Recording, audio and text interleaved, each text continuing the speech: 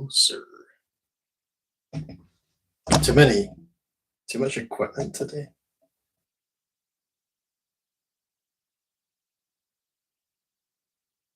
All right. Ladies and gentlemen, if you're listening to this, you are the resistance, okay? Man, if you thought what was coming out of Ardmore, Oklahoma might have been a bit redneck, then this is a pen that I've attached a cheap microphone to. This is the antique. I was like an antique my brother bought like 10 years ago, £11, 50 pence. So that goes in there. There's a little hole in the bottom, and it kind of just fits into this cheap like stand here. So this is very ramshackle. But see that modesty? That's how you know what you're getting is authentic, right? There's no bells and whistles here, folks, right? The gloves are coming off. And we're going to talk today about a little season. Now, I know there's some staunch little seasonists out there, right? You like your little season, right? I brought a little seasoning with me here tonight. We got a little salt for you. We got a little salt for you right here. And you might be a bit salty if you're a little seasonist, especially after this one, because we're going to put a little salt on this thing, right? So, the thesis, the core message, right? Revelation 22:3 introduces us to the concept of this little season. And I'm saying to you that the little season refers to the brief, the chaotic, the prophetic 66 to 70 AD period. I'm going to get a little pushback, but that's what we do here, folks. We just groove and move with that, right? We work with it. This is a conversation, guys. I never mean to seem closed-minded. I don't want to seem that way to anyone. I have my opinions, and some of them are pretty solid. But if you come along with a pneumanic drill of exegesis, you could crack up that ground and ride a plough through it. I'm receptive, right? The cement might be setting, but it ain't ever totally set, because I don't want to fall into hubris. I don't want to be someone who becomes, so close-minded and so sure in their ways. Not to say I want to be someone who's full of doubt. I just want to retain a disposition of humility. Okay, so that's you. You're welcome here. So this is the period Satan was loosed to deceive and stir rebellion. I know what you're thinking. You're thinking, Willie T, how dare you suggest such a thing? You better come with some receipts if you're going to start talking like that. Guys, the receipts are coming, because what I want to do is turn your attention here to the key scriptures. So we're going to talk about Revelation 20, verses 1 to 3 and 7 to 10, because these are the key verses. This is where we are showing that Satan is bound for 1,000 years and that he is loosed for after those 1,000 years for a little season, okay? Now we need to remember these concepts, right? Because we're about to deep dive into scripture. So we have our concepts. We've got bound. We've got being bound for 1,000 years.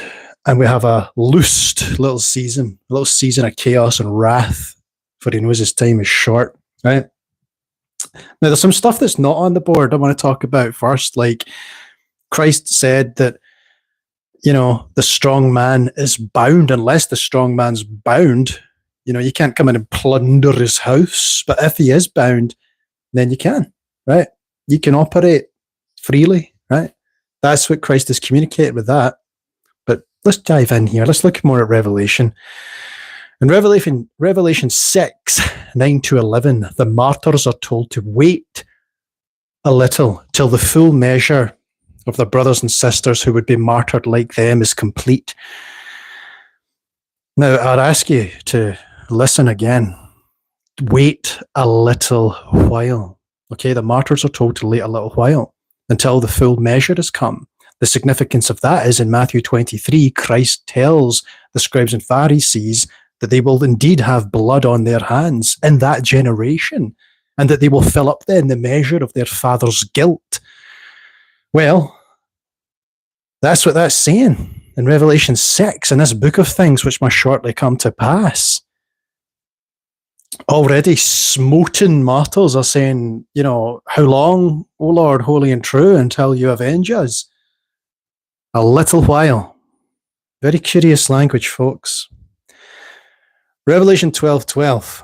We know that the devil's wrath, he's bringing it because he knows his time is short. Okay, all right. That contextualizes things. So we have a devil that's coming into the scene, and he knows his time is short. We'll come back to that. Let's put a pin in that. Daniel 9. Well, we're going into the Old Testament. Daniel 9:26-27. People of the prince. Okay, the people of the prince, will come and destroy the city and the sanctuary. All right. The people of the prince will come to destroy the city and the sanctuary. Now, hold on a second. We've got Vespasian, the emperor. We've got his son Titus, the prince, coming with his people, the Roman armies, to destroy the city, Jerusalem, and the sanctuary, the temple, which he ransacked. To this day in Rome, there is the altar of Titus, right? That big historical structure that shows you them carrying out the menorah for the temple. They made one of those in Rome for Titus. The evidence is literally in stone in the capital of the old world, Rome.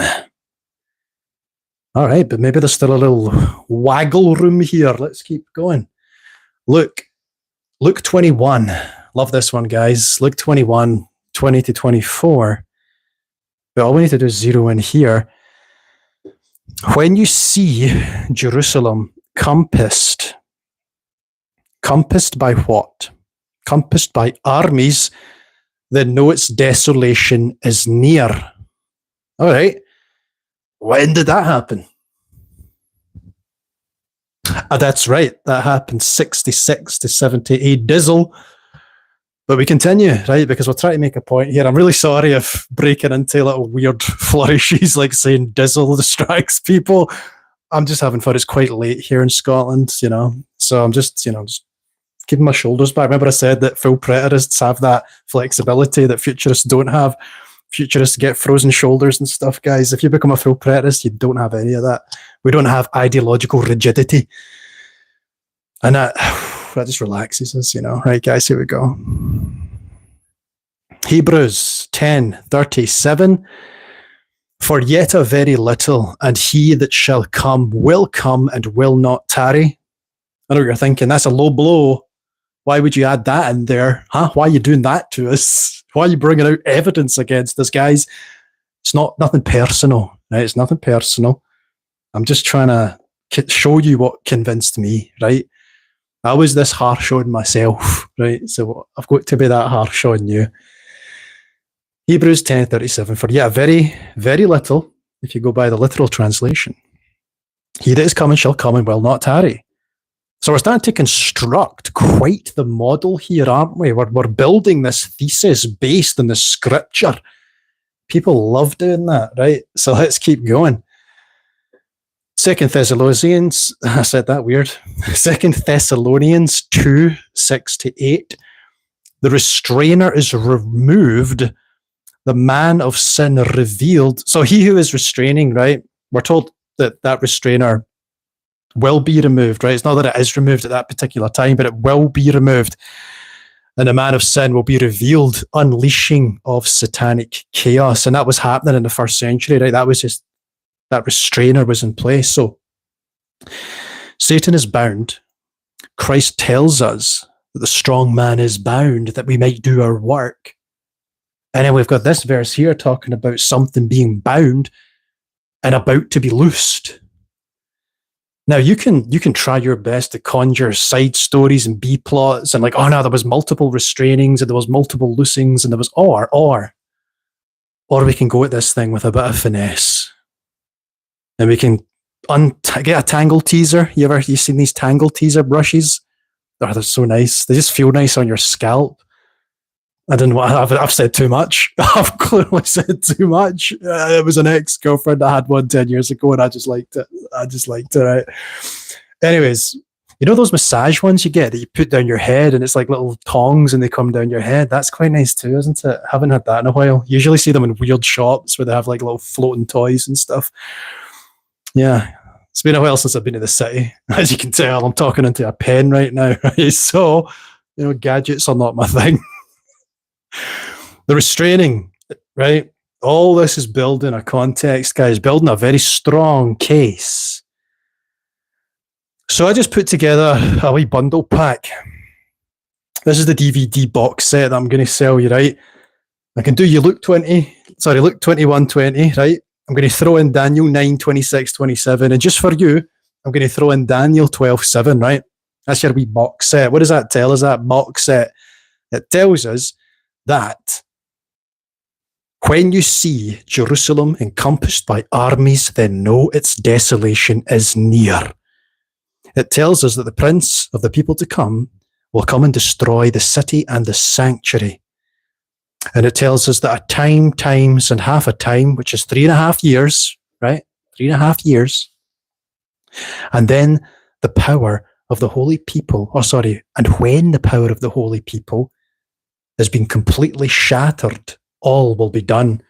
When did that happen? Well, it happened when the prince of the people to come with his army destroyed the city and destroyed the temple. That was the last eschatological domino to fall. That is a powerful scriptural prophecy, testimony right there, played out in the first century, 66 to 70 E dizzle, guys. Right, I hit the dizzle again. I'm sorry, I can't resist. Right, so there's no point using this stand. We're going to look over here now at historical validation. I will come around and have a wee peek at the comments right afterwards. I just got to rattle through this one. Historical validation. So I've given you my thesis. I've given you the key scriptures. Now we dive into history, right? We look at extra biblical sources. The Jewish revolt that kicked off in earnest in 66 AD, where the Zealots overthrew a Roman garrison, okay? Oh boy, that was the moment the restraint was removed. That was the moment chaos was ignited, the touch paper was ignited, and that countdown to desolation had began in earnest. We had the civil war among the Jews, Zealots, Idumeans, Sicarii, and others. We talked about John of Gischala, Simon Bar-Giora, and some other dude, Eleazar. They all had a big fight, scrapped it out. Josephus even went as far as to say, "'Twas," I made that, I didn't say "'twas," he said it was, but I think "'twas" is a better word. "'Twas as if the city had been possessed by demons." That's what Josephus said of the times. It was like a demonic plague had beset Jerusalem, right? False messiahs. We had numerous self-proclaimed saviors at that time. And what did those false saviors do? They misled the people. They told them to stay in the city, right? With the pestilence, with the plagues. The plagues. Probably something like that, you know what I mean? Lots of rats and stuff, giving you, what's that thing that rats can give you? Some type of fever that's not good for you. I say that because we had rats running around the garden because we keep chickens, and we had to put down some, they say to put down capsicum to chase them away. It seemed to work. We haven't seen them in months.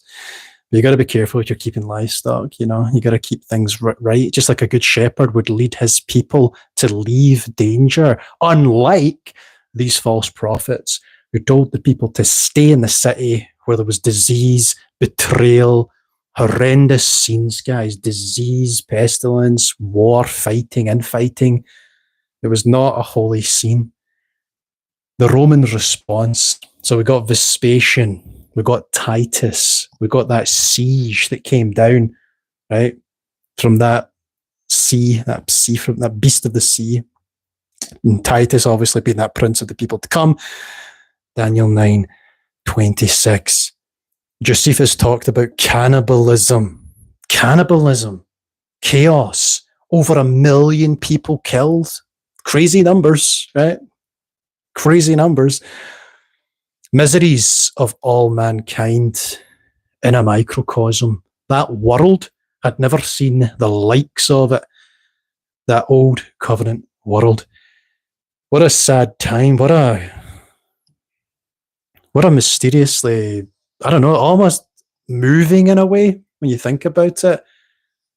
This crazed sensationalist, and I mean, that's not a fair characterization. There would have been earnest Jewish political movers and shakers in the time, like John of Gischala, he was a bit more wise in his ways and how he conducted himself. He had originally worked with some of the Romans, but only to gain information.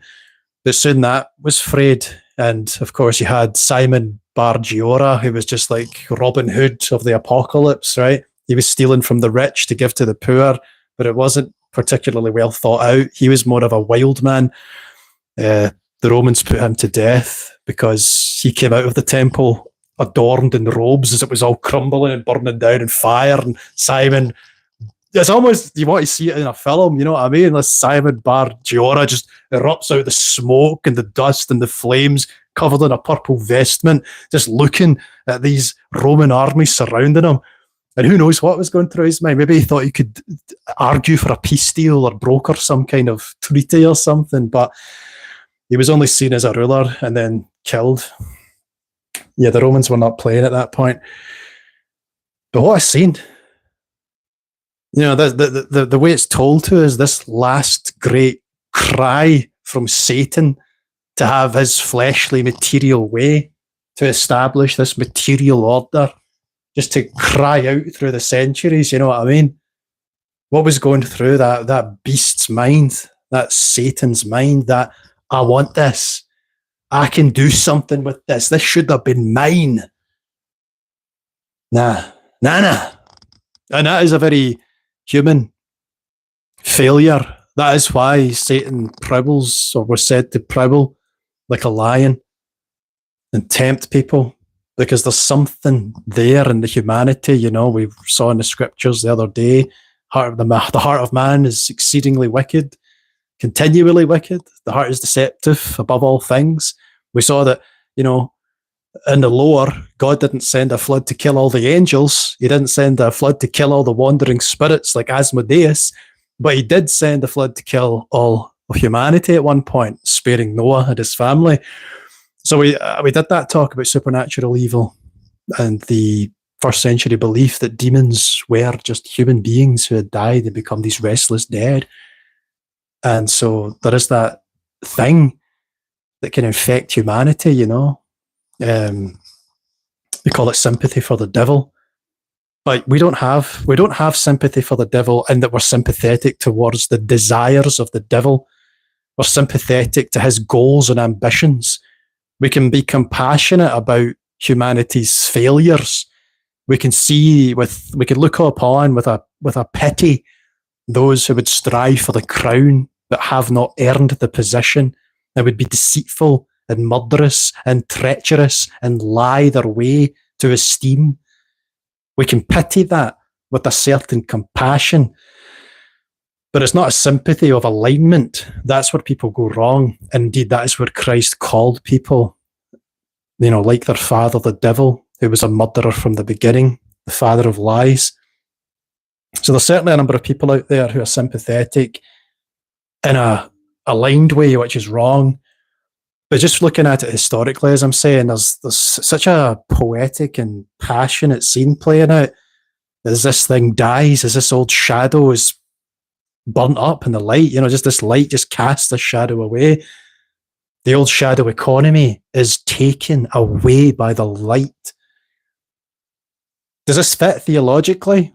Let's have a little gander over here, guys. Let's have a little look at this little tile. This little tile over here in the red. Oops, I'm destroying my room. Just like the temple, guys. Theological fit.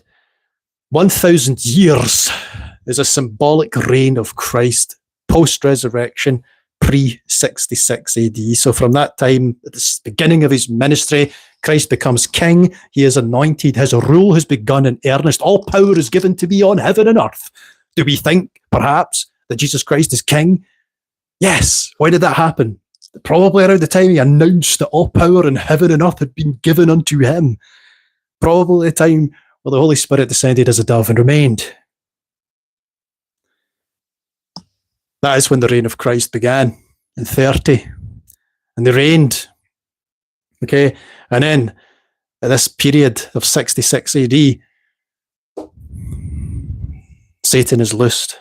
That little season, Satan's final unleashing before the end of the Jewish age. This parallels Gog and Magog, Revelation 28, with the nation stirred up into a final resistance against God. You've got Rome and the allies playing into that. And in Revelation itself, the book, Revelation, Hazon? The Hazon, I don't know how you say it in Hebrew. Revelation, the book of things which must shortly come to pass, Revelation 1, verse 1. For the time is coming soon, Revelation 1, verse 3. Revelation 22, 6, like, see, I am coming quickly.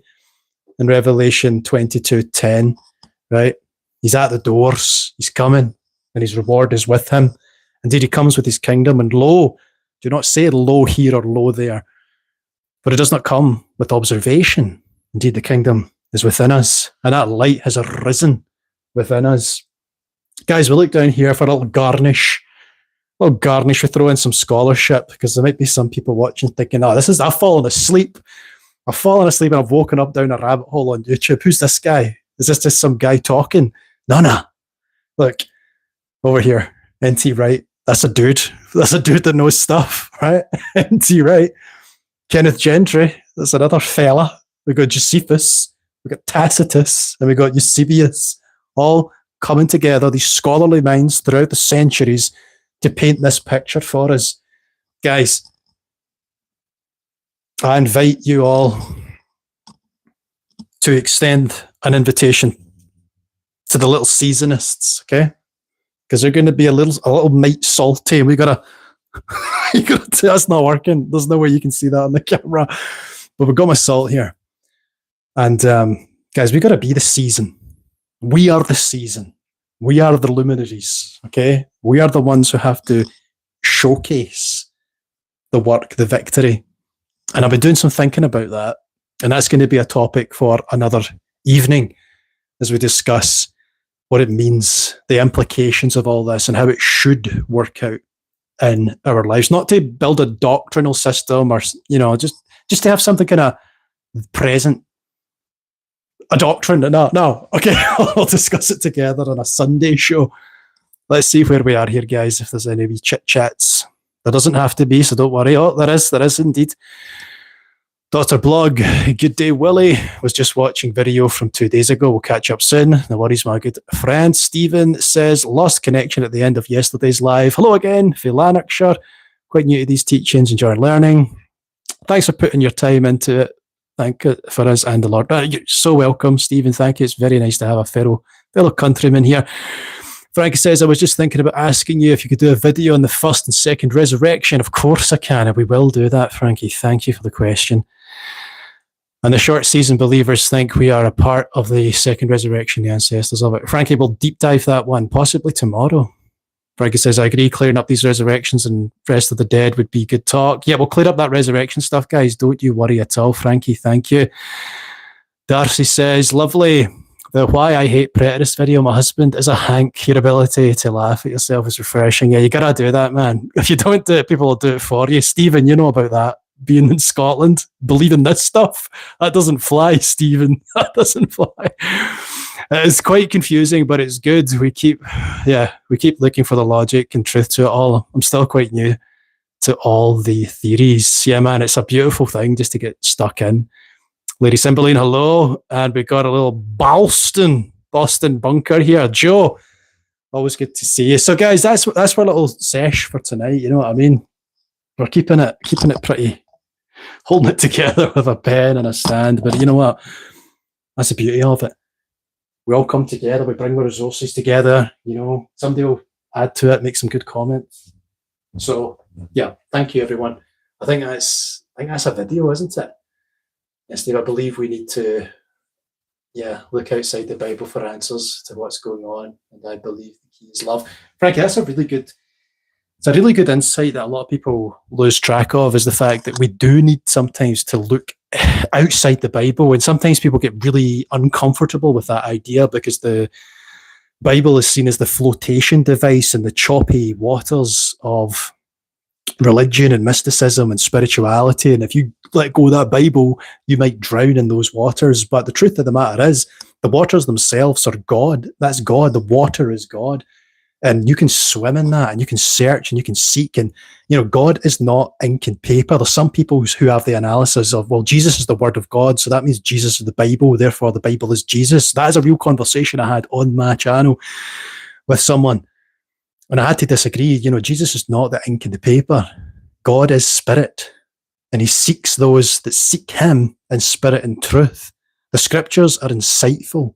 They are a very good footing, but you shouldn't just have the Bible, right? God is spirit after all. So there's more to be said than sola scriptura. In fact, sola spiritus would be a lot better than sola scriptura.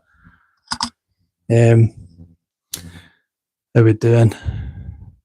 Awesome stuff. Share stars from the sky. Hello. Right, so I think I might end it there. Keep it nice and snappy, guys. I'll be back on hopefully tomorrow night. I'm trying to go for a video every day. So if you give a comment, I've seen the comments here about the resurrection. Let's touch on the first and second resurrection tomorrow night. But we just keep going. We don't stop. We're never going to stop, right? We're making a video every day this year. Every day this year. Way too ambitious, guys. Sometimes I get fatigued and tired. But we'll see tomorrow night or the day after. Never again. No, tomorrow night. I'll aim for it. The resurrection. Oh, I'm excited about that. That'll be fun. All right, guys. Take care. God bless. Have a splendid evening. All the best, my friends. Bye-bye. Bye for now.